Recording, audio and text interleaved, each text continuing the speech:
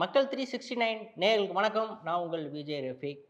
2026 தேர்தல் நோக்கி தான் எல்லாருடைய பார்வையும் இருக்கு. வரக்கூடிய சட்டமன்ற தேர்தல்ல எந்த கட்சி பெரும்பான்மையான இடத்த பிடிக்கும், யார் ஆளப் போறா, யார் வீழப் போறா அப்படிங்கிறத சின்ன ஒரு விரிவாக்கமா இந்த காணொளியில் நம்ம பார்க்கலாம். திமுக மற்றும் கூட்டணி, அதிமுக கூட்டணி, டிவிகே, நாம் தமிழர். வரக்கூடிய இந்த சட்டமன்ற தேர்தல்ல பெரும்பான்மை யாருக்கு அமையும் அப்படிங்கிறது நமக்கே தெரியும். திமுக கூட்டணியும் அதிமுக கூட்டணியும் தான். இப்ப ரீசெண்டா நடக்கக்கூடிய அதிமுக கூட்டணியில ஒரு சில பிளவுகள் ஏற்பட்டிருக்கு. ஒரு முக்கியமான ஒரு சில குறிப்பிட்ட தலைவர்கள் எல்லாமே கட்சிய விட்டு வெளியாகுறாங்க.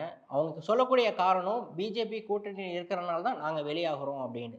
கடந்த ஒரு 2 வாரத்துக்கு முன்னாடி அன்வர் ராஜா ஏடிஎம்கேலேருந்து வெளியானாரு. ஒரு குறிப்பிட்ட சமுதாய தலைவரா இருக்கக்கூடிய நபர், அவருக்கும் ஒரு சில ஓட் வங்கி இருக்கு. அவரு ஏடிஎம்கே விட்டு வெளியானாரு. அவர் வெளியாகும்போது சொல்லக்கூடிய கருத்து, ஒருவேளை ஏடிஎம்கே ஆட்சி அமைச்சதுன்னா, நிச்சயமா பிஜேபியோட சொல் பேச்சு தான் நடக்கும். இருக்கக்கூடிய சிறுபான்மை மக்கள் எல்லாருக்குமே ஒரு தொல்லை தரக்கூடிய விகிதமா அவங்களோட செயல்பாடு அமையும்னு அன்வர் ராஜா குறிப்பிட்டு சொல்றாரு. ஸோ இதனால நான் அந்த கட்சிய விட்டு வெளியேறேன் அப்படின்னு அன்வர் ராஜா சொல்லியிருக்காரு. வெளியே எங்க போனாரு? திமுக கூட்டணி தான் வந்தாரு. அப்ப மேலும் திமுகவுக்கு பலம் சேர்க்கும் விதமா அன்வர் ராஜா கட்சியில போய் இணைஞ்சிட்டாரு. அடுத்து ஒரு முக்கியமான தலைவர் முன்னாள் முதலமைச்சர் ஓபிஎஸ். ஆனா அதிகாரப்பூர்வமா ஓபிஎஸ் வந்து திமுகல இணையல. ஆனா அதிமுகல இருந்து வெளியேறிட்டாரு. அவரும் சொல்லக்கூடிய கருத்து, பிஜேபி கூட்டணி என்டிஏ கூட்டணிக்கு நாங்க வந்து ஆதரவு கொடுக்கல. நான் இதுலேருந்து வெளியாகிறேன் அப்படின்னு ஒரு அறிவிப்பு செஞ்சாரு. இருக்கக்கூடிய பிஜேபி நிர்வாகி எல்லாமே ஓபிஎஸ் வந்து மோடியோட சந்திக்க வைக்கணும். சந்திச்சு பேசினா சுமூகமான ஒரு முடிவு கிடைக்கும் அப்படின்னு அவங்களோட எதிர்பார்ப்புல இருக்காங்க. என்னதான் நீங்க மோடியை சந்திக்க வைக்கிறதுக்கான ஏற்பாடு செஞ்சாலும் நான் மோடியை சந்திக்க மாட்டேன் அப்படின்னு திட்டவட்டமா ஒரு அறிவிப்பு வெளியிட்டுட்டாரு ஓபிஎஸ். அப்போ 2026 சட்டமன்ற தேர்தல்ல டிஎம்கேயோட வெற்றி வாய்ப்பு ஊர்ஜிதமாயிருக்குன்னு இதிலே நம்மளால பார்க்க முடியும். ஏன்னா ஒரு கட்சிக்கு நேர் எதிர்க்கட்சியா இருக்கக்கூடிய ஏடிஎம்கே வந்து ஒரு சில வலுவுகள் இழந்துகிட்டு இருக்கு. அவங்களுக்கு இருக்கக்கூடிய கூட்டணி சார்ந்த நபர்கள், அவங்க இருக்கக்கூடிய நிர்வாகி எல்லாமே வெளியாகிட்டு இருக்காங்க. அப்படி இருக்கும்போது 2026 சட்டமன்ற தேர்தல்ல ஏடிஎம்கே ஒருவேளை தொய்வை நோக்கி தான் போகுதா, ஒரு தோல்வியை சந்திக்குமா அப்படிங்கிறது மக்களோட எதிர்பார்ப்பா இருக்கு. ஒரு வலுவான கூட்டணி இருந்தா டிஎம்கேக்கு நேர் எதிரா சரிசமமா போட்டியிடக்கூடிய ஏடிஎம்கே கட்சி நிர்வாகி வெளியாகுறாங்க, ஒரு சில நிலைப்பாடு எல்லாம் தவறா எடுக்கிறாங்க, முடிவு மாறாம இருக்காங்க. அப்படிங்கிற காரணத்தினால ஏடிஎம்கேயோட கூட்டணி வந்து 2026 சட்டமன்ற தேர்தல்ல ஒரு தொய்வை சந்திக்கும் அப்படிங்கிறது ஒரு எதிர்பார்ப்பு. வரக்கூடிய காலகட்டத்துல பன்னீர்செல்வம் திமுகல இணையறதுக்கான வாய்ப்புகள் வந்து இதன் மூலமா அமையும் அப்படிங்கிறது நம்மளால கண் உட்பட பார்க்க முடியுது. ஏன்னா தொடர்ந்து 4, 5 தடவைக்கு மேற்பட்டு முதலமைச்சரை சந்திச்சுட்டாங்க. உள்ள உள்ள பேசக்கூடிய ஒரு வார்த்தையா இருக்கும். ஆனா வெளியில வந்து பிரஸ் மீட்ல சொல்லக்கூடிய வார்த்தைகள் வேறையா இருக்கும். 2 அரசியல் சார்ந்த தலைவர்களும் ஒரு இடத்துல சந்திச்சு பேசுறாங்க அப்படின்னா, முக்கியமா அரசியல் இல்லாம அவங்க பேசவே மாட்டாங்க. அப்ப இதிலிருந்தே தெரியுது, அடுத்து வரக்கூடிய 2026 சட்டமன்ற தேர்தலை நோக்கி திமுக அரசு சரியான முறையில காய் நகர்த்திக்கிட்டு இருக்காங்க. அப்போ அடுத்த தேர்தல்ல ஆட்சியை பிடிக்க போறது, மீண்டும் இந்த ஆட்சி கட்டில்ல அமர போறது திமுக தான் அப்படிங்கிறது இதனால நல்லா நமக்கு தெரியுது. அப்போ 2026 சட்டமன்ற தேர்தலுக்கான அடுத்த ஒரு கட்சி போட்டியிடுது. யாரு? டிஎம்கே, ஏடிஎம்கே பார்த்தாச்சு. டிவிகே. டிவிகே பொறுத்த வரைக்கும் இப்பதான் களத்துல நிக்கிறாங்க, களத்துல மோத போறாங்க. 2026 சட்டமன்ற தேர்தலை நோக்கி அவங்களுக்கான பயணம் இப்பதான் ஸ்டார்ட் ஆகுது. விஜய் ஒரு முக்கியமான சினிமா துறையில பலம் வாய்ந்த ஒரு நபரா இருக்காரு.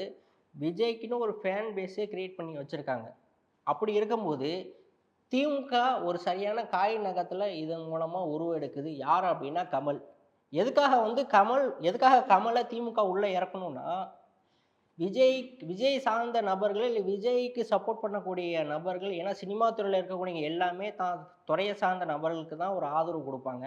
அப்போ 2026 சட்டமன்ற தேர்தலில் சினிமா துறை சார்ந்த நபர்கள் நிச்சயமா திமுகவுக்கு ஓட்டு கேட்க வரமாட்டாங்க. எல்லாமே விஜய் சார்ந்து தான் நிற்பாங்க. களத்துல விஜய்க்காக தான் ஓட்டும் கேட்பாங்க. அப்போ அப்படி இருக்கும்போது திமுக இந்த இடத்த கமலை உள்ள இழுக்குது. கமலுக்குன்னு ஒரு மீண்டும் ஒரு ஃபேன் பேஸ் இருக்கு. கமல் சொன்னா எத்தனையோ பழம்பெரும் நடிகர்கள் கேட்கக்கூடிய ஒரு சூழ்நிலையில கமல் மூலமா காய் நகர்த்தி வரக்கூடிய 2026 சட்டமன்ற தேர்தலில் திமுக காய் நகர்த்துறது மூலமா நடிகர் எல்லாமே திமுகவுக்கு ஓட்டு கேட்கறதுக்கான வாய்ப்புகள் இருக்கும். மக்களோட மனநிலை எப்படின்னா, ஒரு டிவியில் ஃபேமஸான நபர் சொன்னால் உடனே ஏற்றுப்பாங்க. அந்த வேட்பாளர் நல்லவரா, கெட்டவரா, அவர் எந்த அளவுக்கு ஊழல் செஞ்சார், இவர் சார்ந்து எந்த அளவுக்கு ஊர் மக்களுக்கு பலனக்கூடிய விஷயங்கள் செஞ்சு கொடுத்தாருலாம் பார்க்க மாட்டாங்க. ஒரு ஃபேமஸான நபர் ஓட்டு கேட்டால் உடனே வாக்குப்பட்டியில் வாக்கு செலுத்திடுவாங்க. அப்போ திமுக இதன் மூலமாக நல்லா காய் நகர்த்துது. கமலை வச்சு வரக்கூடிய 2026 சட்டமன்ற தேர்தலில் போட்டிக்கான களத்தை உருவாக்குறாங்க நமக்கு தெரிஞ்சிருச்சு. கமல் கட்சி ஆரம்பிக்கும் போது குடும்ப ஆட்சியை ஒழிக்கணும், குடும்ப ஊழலை எதிர்க்கணும், அரசியல் சார்ந்து அடுத்தடுத்து வாரிசு ஆழ்ந்துக்கிட்டு இருக்காங்க அப்படின்னு நிறைய குற்றச்சாட்டு திமுக மேலே வச்சார். ஆனால் அவரே பிற்காலத்தில் என்ன பண்ணிட்டாரு, திமுக ஆதரவோட இன்னைக்கு எம்பியாக உருவம் எடுத்துட்டாரு. அவர் ப்ரெஸ் மீட்டில் ஒரு சில கேள்விக்கெல்லாம் பதில் சொல்லாமல் கமல் வந்து தெரிச்சு ஓடிட்டார். முக்கியமான கேள்விகளை தான் ரிப்போர்ட்டர்லாம் கேட்டாங்க. திமுக இதுக்கு முன்னாடி இப்போல்லாம் நீங்கள் பேசுனீங்க அப்படின்னு. அதுக்கெல்லாம் பதில் சொல்லாமல் நான் வர வேண்டிய சூழ்நிலை அதனால் வந்துட்டேன், தமிழ்நாட்டுக்கு நான் வரணும், தமிழ்நாட்டு மக்களுக்கு நல்லது செய்யணும் அப்படிங்கிறத இப்போ நான் டெல்லி வரையும் பயணம் செய்கிறேன்னு சொல்லி ப்ரெஸ் மீட்டில் சொல்லிட்டு அவர் ஓடியே போயிட்டார். அப்போ இதுலேருந்து தெரியுது திமுகவோட வெற்றி வாய்ப்பு எந்த அளவுக்கு பிரகாசமாக 2026 சட்டமன்ற தேர்தலில் இருக்குது அப்படின்னு. இன்னும் ஒரு படி மேலே போகணும் அப்படின்னா, விஜய் இன்னைக்கு ஒரு ஆப் வந்து வெளியிட்டிருக்காரு, மை டிவிகே ஆப்பு. அந்த ஆப்போட நிறுவனர் யார் அப்படின்னா பிஜேபி பிரபவம். அந்த ஆப்போட ஓனர் யார், பக்கா பிஜேபி. பிஜேபி கட்சி சார்ந்து தொடர்ந்து 3 முறை வேட்பாளராக நிற்கக்கூடிய நபர். இன்னைக்கு அவர் கம்பெனி மூலமாக தான் இன்னைக்கு டிவிகே வந்து என்ன பண்ணியிருக்கு, ஒரு ஆப் வந்து உருவாக்கியிருக்காங்க. அப்போ ஒரு கொள்கைக்கு நேர் எதிரி நாங்கள் பிஜேபி நாங்கள் ஆதரிக்க மாட்டோம்னு விஜய் சொன்னதோட கருத்து. அப்போது பிஜேபி சார்ந்த ஒரு நபருக்கு ஒரு கூட்டணி போகிறதுக்கான வாய்ப்புகள் கூட இருக்கலாம்.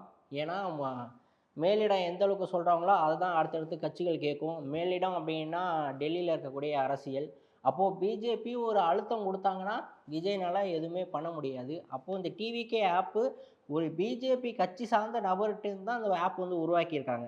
அப்போ இதிலே தெரியுது விஜய் வந்து பிஜேபி பக்கம் செவி சாய்க்கிறதுக்கான வாய்ப்புகள் இருக்குது. ஏன்னா ஆரம்ப காலகட்டத்தில், இனி வரக்கூடிய காலகட்டத்தில் நாங்கள் பிஜேபியோட கூட்டணி வைக்க மாட்டோம்னு சொன்ன ஏடிஎம்கேவே பணியை வச்சு இன்றைக்கி கூட்டணி இணைஞ்ச பிஜேபினால் இன்னும் காலங்கள் இருக்குது, மாதங்கள் இருக்குது.